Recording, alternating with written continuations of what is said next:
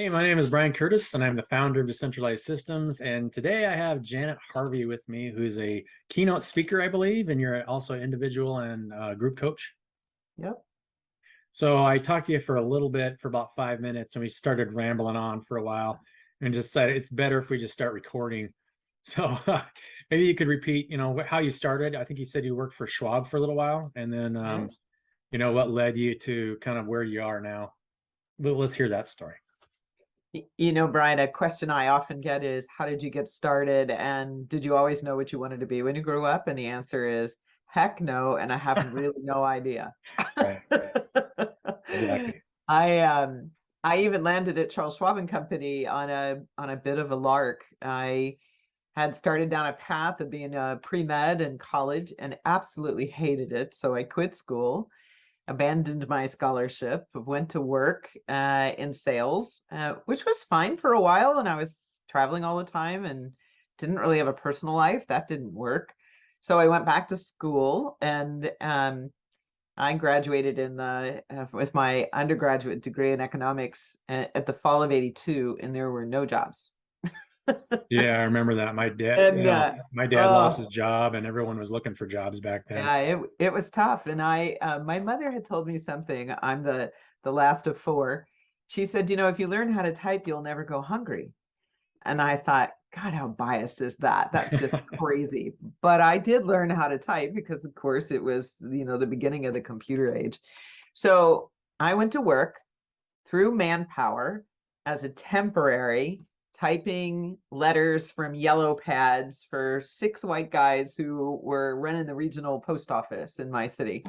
And at the end of the day, I would use the Wang machine to print off new letters. So I was applying for jobs.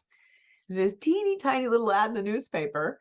Charles Schwab was trying to do a training program because they're on the West Coast and most of financial services was on the East Coast, and they just couldn't find enough talent.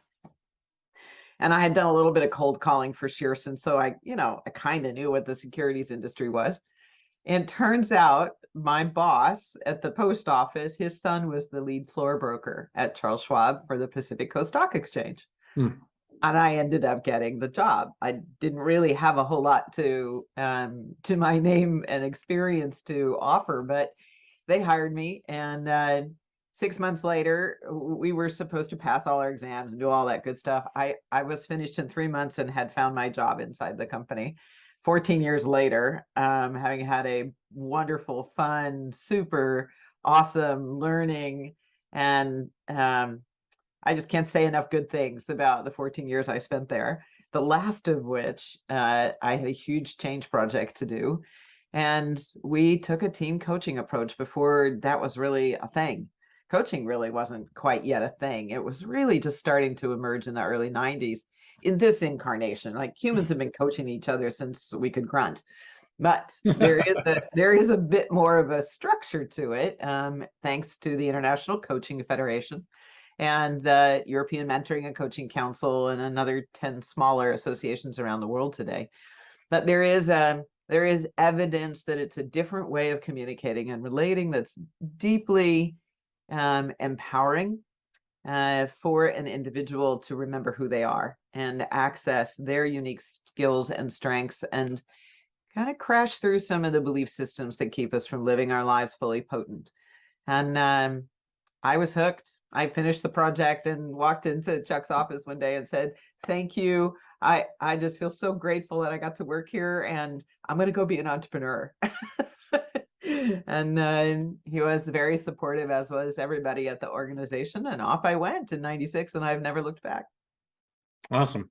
Yeah, it's always a reoccurring theme where it always has to do around self-discovery. You feel, you find this thing that you really love to do. And so I'll ask this question. And that journey in Charles Schwab, would you define it more about what you learned or the people that you were interacting with? Oh gosh, those are difficult to separate. Hmm. In a lot of ways, I think there's another leg to the stool, which is customers. Uh, Financial services was, when I was first introduced to it, full commission brokerage, It was dialing over and over and over, talking to people. And if you get one person you could schedule an appointment for out of 25 calls, that was a good day. And Schwab really reinvented the individual investor, having a great deal more autonomy. And there was just something that felt great about that mission and the values that he had for people to not have financial investing and planning for one's future be a mystery. The phrase in those days was be a custodian of the customer's dreams. Hmm. And it just gave me goosebumps again, right? There was just something really cool about what we were contributing into the field of financial services and bringing an ethos and an ethic that, in my opinion, was a little hard to see for the individual. If you didn't have a lot of money, you didn't really get access to the best of the best. And this was leveling the playing field. So I think mission and purpose was the first thing that really got me. And then, man, I was working with crazy smart people, and we were doing things that I hadn't. I mean, I went to a good college and graduated summa cum laude. So I wasn't, it wasn't that I was having trouble keeping up intellectually, but we were doing things that were so innovative. Every time I turned around, it's like, how are we going to do this one?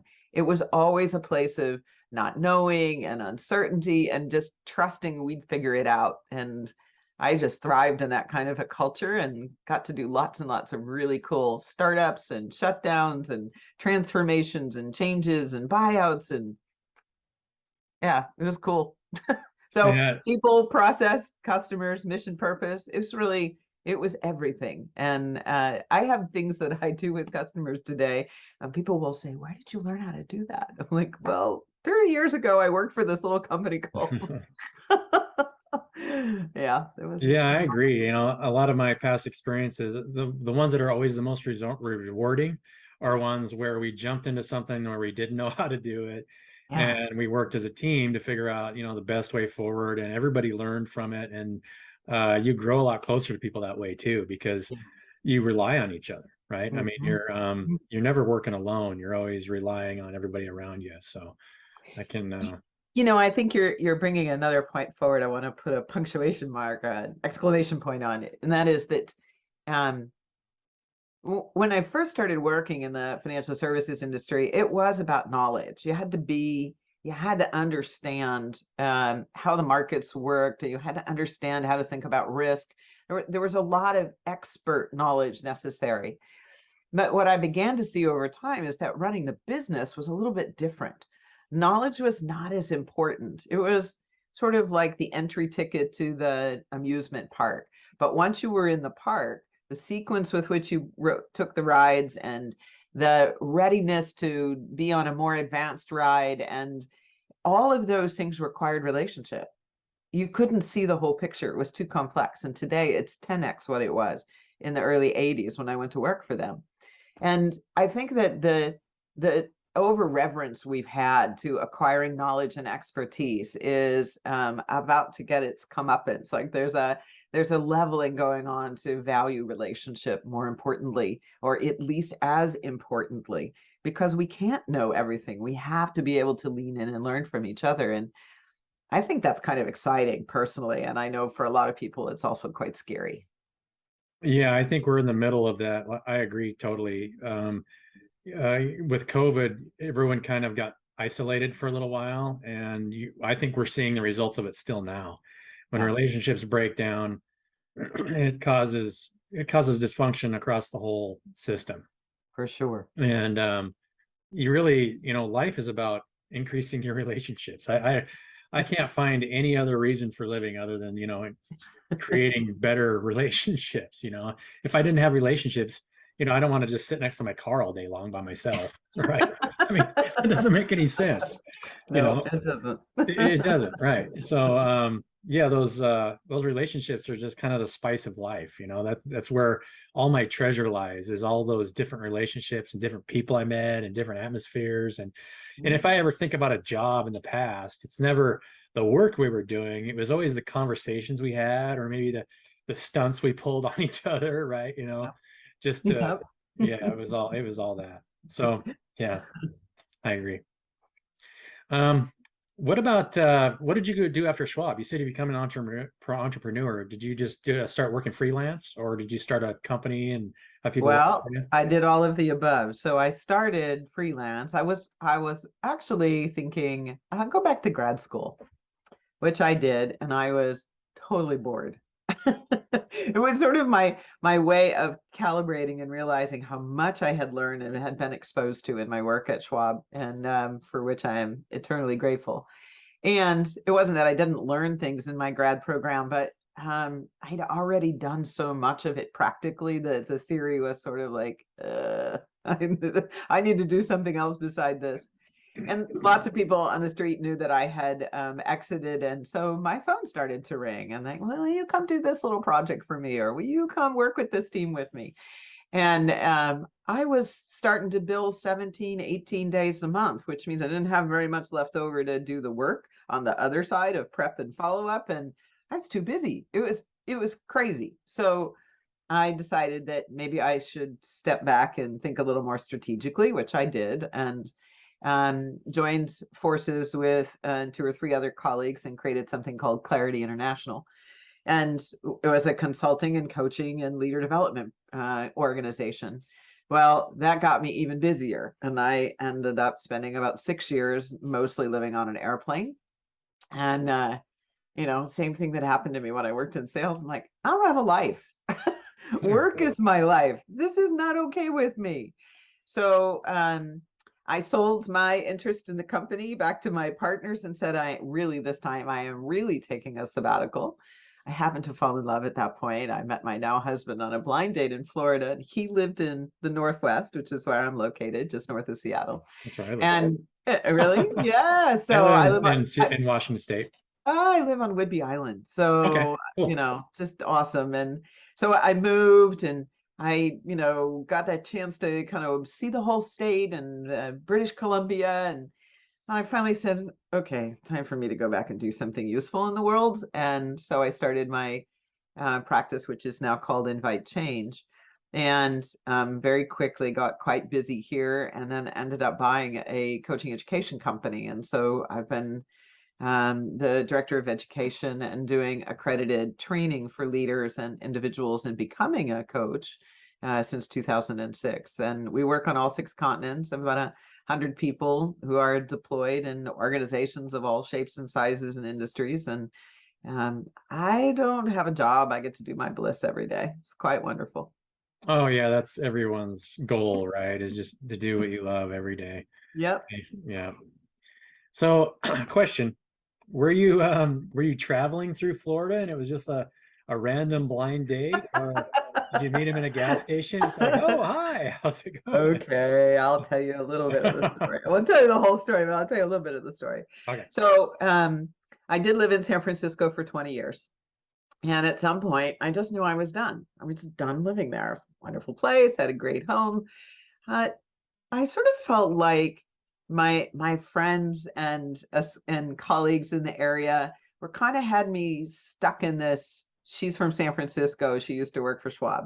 And I was wanting to spread my wings a little bit and see something a little different. I love to travel. I've been all over the world.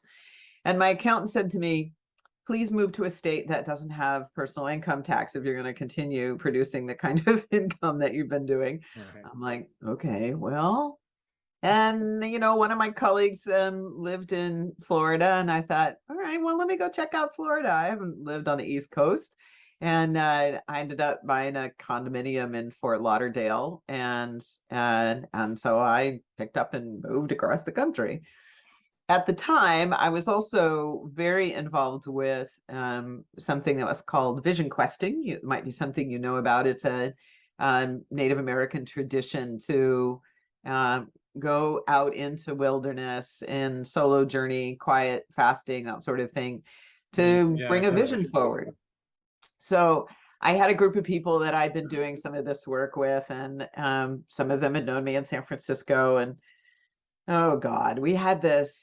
I created something called Supper Club, and the whole deal was whoever's house it was that was hosting, they got to pick the main course, and then they had to bring a date for me, and everybody else brought adult beverages and sides. Nobody ever brought a date for me, because they had made this list of like 25 requirements, none of which were mine. I had three. And so here we are out in the middle of the desert, and this story gets told about Supper Club to this group of 35 people who have been in silence and fasting for 4 days. It's hilarious. Everybody is laughing so hard they're crying at my expense. And then this couple over in the corner raises their hand and says, "We've got the guy for you." And I'm thinking to myself, oh, great. Well, they sent a note. I got home from the desert. I've been in Moab for 3 weeks. I get home to Fort Lauderdale. There's a message inviting me to dinner. He calls 2 days later and changes it to lunch. At this point, I am totally rolling my eyes now. So I finally get there. I meet him for lunch. Before I even really see him, I see his back is to the door. My whole body flushes. I'm like, oh no, what is going on? I am definitely in trouble.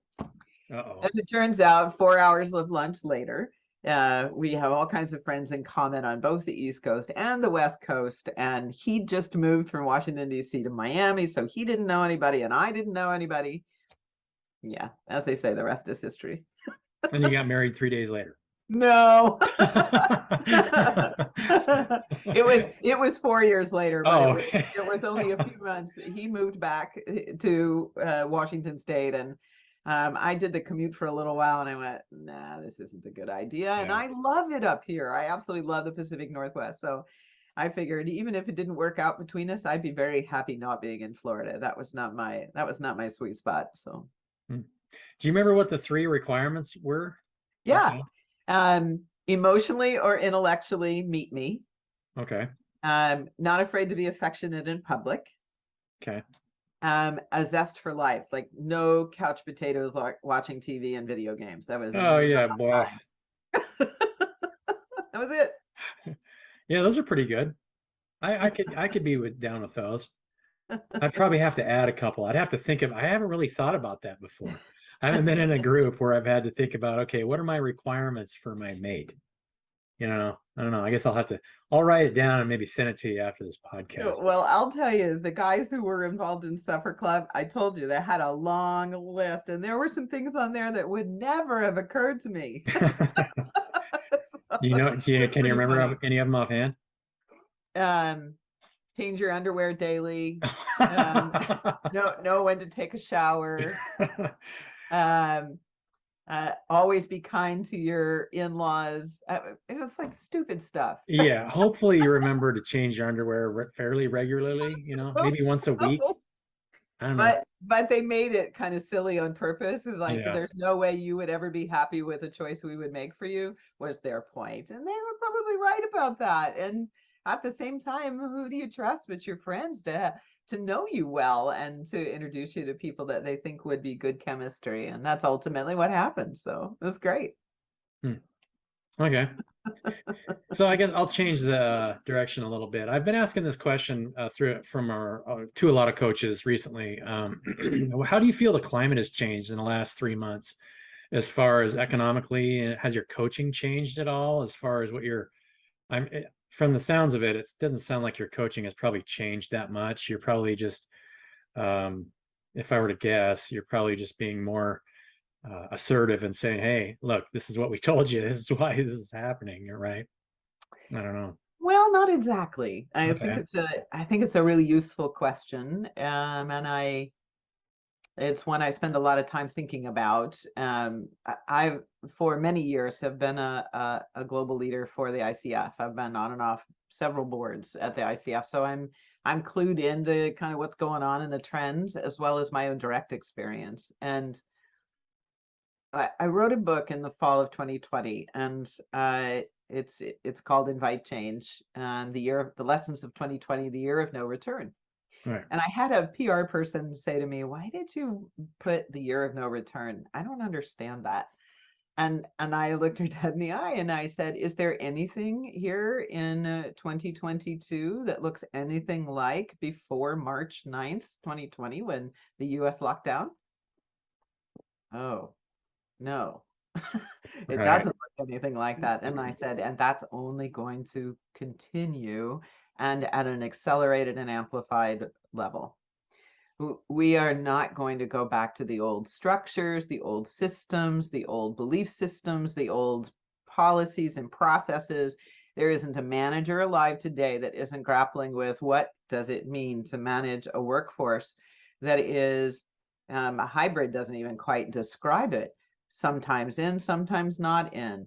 Living in the town that we hired them from, not living in the town they hired from, living in 3 or 4 different places over the course of a year, having technology enabling people to work far more autonomously. How in the world do I build relationship?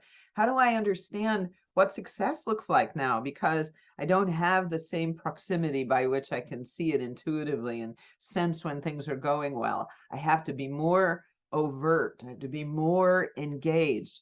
And they don't pay me to do that. That's not why I got hired. Back to the conversation I was having about Right. expert.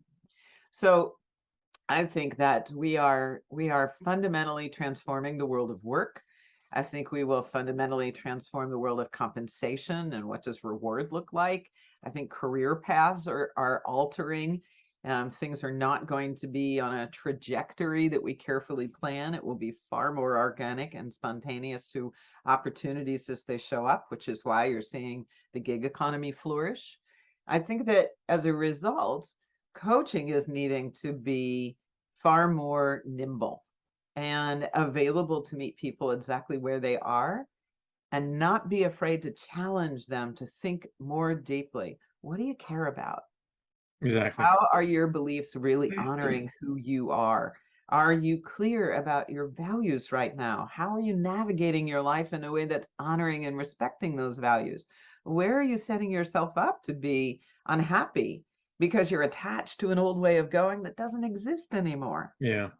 And that more partnered, more invested in them, seeing what's emerging. I think that's a big shift. And some organizations aren't ready and they're continuing to push and say, no, no, we have to go back to the old way. And they're seeing not only quiet resignation, but direct resignation. And that's going to continue. I think we're going to see more of that before we're um, starting to recognize that the pacing has changed. 4-day work week. That's another example. That was very eloquently said. I don't think I could have said it any better than that. But that's kind of, the reason why I left work, last year was because, I think we're coming to a place where everyone is realizing that we're having to prioritize relationships. It doesn't matter how many screws I turn in a day. If everybody that's turning those screws aren't getting along and they just want to leave work as soon as they get there, right? Right. You can't you cannot manage a work environment that isn't getting along socially. You can't do it anymore. Right. Nobody wants to put up with that anymore. And so it is changing. Nobody wants to live in that kind of environment. What is success, right? And as far as I define success is just freedom of movement, and as long as I'm in a growth cycle in every relationship that I'm in, it doesn't have to be perfect, but as long as it's in a growth cycle, that's all I really care about, right? We're growing closer together. Yeah. I couldn't Yeah. be some more supportive Or of at that. least have the potential for it to grow closer together, Yeah. right? Not satisfied with what is. Oh, this is it. I've arrived. Well, there is no such thing. We can aspire to a destination, but the minute we get there, we're going to want something else. That's in our DNA. Right. Yeah, exactly. Yeah. So life is a journey, right? Mhm. I always compare it to a river. I'm a whitewater rafter and Mm. I love rivers Ah, because you don't really ever know what's around the corner, and rivers change daily. You could raft the same river every day, but it could change. I mean, there's landslides. All of a sudden now there's a waterfall there that wasn't there yesterday. And so um and you really learn to depend on the people that you're on the river with because it changes so rapidly and you don't know what's around the next corner. And the best way down the river is just to stay in the current and not be afraid and just Mm, accept what's there. mm. And if everybody's in that state of mind, it is the most exhilarating ride and the most challenging, but it's also the most rewarding too. Yeah. I think you've just articulated a beautiful leader philosophy for yourself. Well, thank you. Yeah, and of course you get the privilege to be that presence with the river in its in its moment because you're practiced, right? You've done the things necessary to be physically fit. You know that you've given people technique on how to paddle. You've provided people with life vests. You've made sure they're staying hydrated. You've looked at the maps. You've looked at the weather, right? All of these things are part of having that privilege to be spontaneous and responsive, if not actually even a little anticipatory. And I think sometimes we forget how important that is to really be disciplined about learning one's technique and including being a human, how to be a good human. Yeah, I agree. Yeah, creating that structure just so that you can manage those changes in that atmosphere.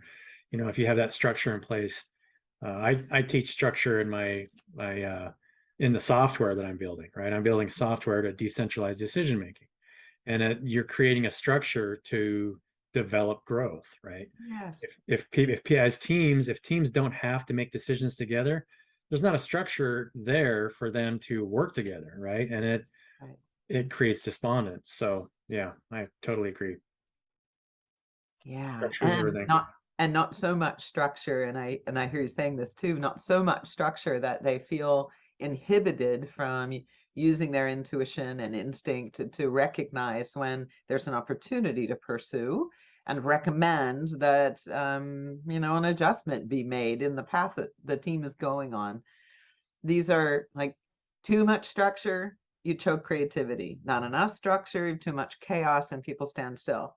It's like finding that sweet spot. And I hear you describing building the tools that help people calibrate that. Oh yeah, it's just like raising your kids, right? You want to give them enough structure so that they can Yeah, be creative, but you don't want to restrict on them and tell them what to do all the time. Because that's when you start telling them exactly how to do something, for one thing, they're just not going to want to ask you ever again because now you're not giving them the freedom to create the kind of whatever method that they think might work better, right? So yeah, yeah, exactly. there is that. Okay, so I got one more question for you before I let you go. And I ask this to have everybody because I just want to learn and hear, your favorite story, or maybe just, any story that you maybe is the most dear to you, is maybe somebody you helped in any kind of success story, or maybe they came back to you years later and they said, "Wow, I'm really glad that you told me that years ago, and this is how I applied it." Do you have any stories like that, or yeah, yeah, I know you've been doing this for a long time, so you have to have at least one. Well, I have two stories that are competing in my head, and I'm realizing it's because there's a commonality between them. One of the things I value most about the practice of professional coaching is its commitment to wholeness for human beings. And I've always said that coaching is about awakening consciousness. And while that might sound a little light, uh, it's it is the key. If you want to have peak performance in an enterprise or in a team, it's the relationships that matter, as you've spoken to, and the reason you're doing this podcast. And I think that that's a fine thing up here. It's much more difficult to embody emotionally and physically, and to be deliberate and purposeful about choices we make. What time do I get up? Do I work out? Do I eat well? Do I sleep well? Because if haven't gotten that stuff managed, I'm not going to show up in my best self at work. I'm going to be tired. I'm going to be stressed out. I'm going to be frayed at the edges. I'm going to be short with people. I might be a little too direct. And we try to address that like it's a personality flaw. It's even called derailers in the instruments, which is crazy. The whole person needs to be attended to. And what I have found over the years, from the C-suite down to the front line, is that when people are given an opportunity in an hour session, even in a half an hour session, to remember themselves, and they have somebody who is genuinely listening with a commitment to them being their best selves, they start to remember, a little different rhythm here would be very useful for me to have access to all of my capability. And the two people I'm thinking about, one was they were in succession planning. They had two candidates internally that they were going to choose from for the next CEO of the organization. and the other case, it was an SVP of sales, a regional level, and they were recruiting for the national level sales director. And both of these people had young kids.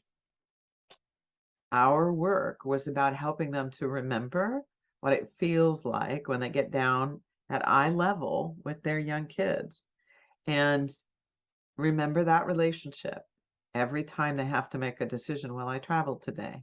Is this mine to do? Who else on my team could I give this opportunity to? How will they step into more empowerment so that I can step into more empowerment? These all sound like very simple questions, but it's so fascinating that it feels like an either or to the leader. I either am excelling in my professional life, and that means sacrifice, or I'm excelling at home and compromising what I have opportunity for professionally. And translating that either or into a yes and. Both of them have come back to me years later and said, I have not only in my own life been able to now see my grandchildren and recognize the joy, but I know everybody that's worked for me since I worked with you as my coach has learned that same lesson too. It's the whole life that matters. Yeah, everyone is family. I've never been able to find a business only relationship out there. For me, they're all personal. And why would they not be personal, right? Right. Well, we've created social systems in a lot of organizational life that has that partitioned. And just imagine how much energy we release when we give people permission to let their whole self be everywhere. I don't have to manage that separation anymore. Yeah, the stress goes away. Mhm. Yeah. One of my favorite stories about my kids growing up, and I just loved my boy when he was 2 years old, because he loved Pinocchio. And he'd come to me every day. I think it was for a whole year, at least 6 months. He'd come to me and say, "Can I watch Pokino, Daddy? Is it Can we watch Pokino?" Because he wanted to be a real boy. And I always, I said, "Hey, you are a real boy." And just that Yeah. that relationship of growing with somebody, and their creative energy is starting to ignite. And you can get that at work just as well as you can get that at home, as long as you allow it to happen, right? Yeah. Oh, I lost your sound. Allow it to happen. That's the key. You got it. Yeah. Well, thanks for joining me today, Janet. I love meeting you, and we'll keep in touch. Definitely keep in touch. Sounds good. Thanks, Ryan. All right. Thanks. Bye.